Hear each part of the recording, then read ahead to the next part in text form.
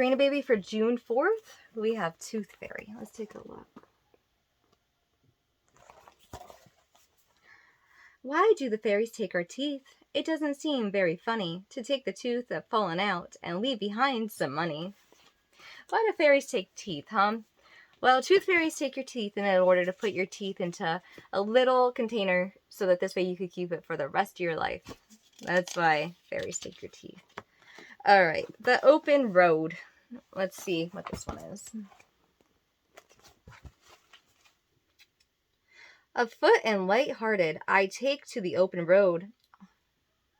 Healthy, free, the world before me, the long round path before me, leading where I choose. Henceforth I ask no good fortune, I myself am good fortune. Henceforth I whisper no more, prospain, no more, need nothing. Done with the indoor complaints, laborious quarrels, circumstances. Strong and content, I travel the open road. So this person is just traveling, they're like, all this stuff inside the house I'm done with. The quarrels, the fighting, the whatever. I'm taking to the open road. That's a beautiful poem, right?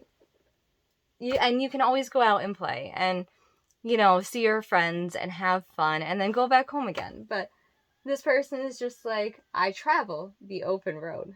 So he's strong and content. That contentment is really what you need in your heart. You need to be content with your life no matter what. Life is always going to be hard and laborious, and everyone's working so hard every single day.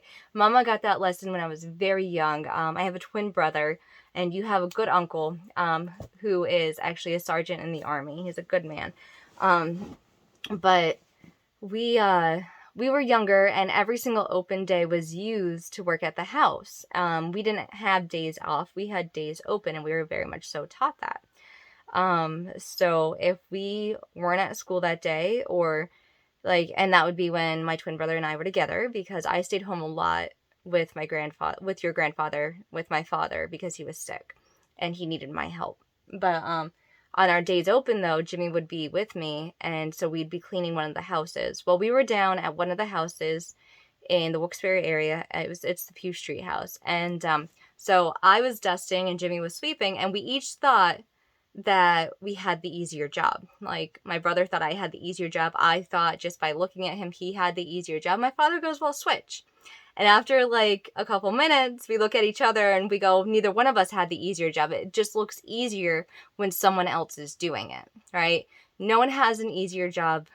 Everyone's working very, very hard. And hard is different to different people. So you can't judge somebody by what they think that their level of hard is, because that's their level of hard. Everyone has their own mind and the way that they think about things and their own heart and body and soul. And different things are on a different level or hard for people just by what they can and can't physically do. Like, Mama thinks that lifting something is very, very hard because I'm not very physically strong in my upper arms. Like, my arms aren't very strong. But so for me, like, lifting something that a gentleman could lift easily is very hard for me. So, everything is hard on different levels for different people. And you always have to keep that in mind.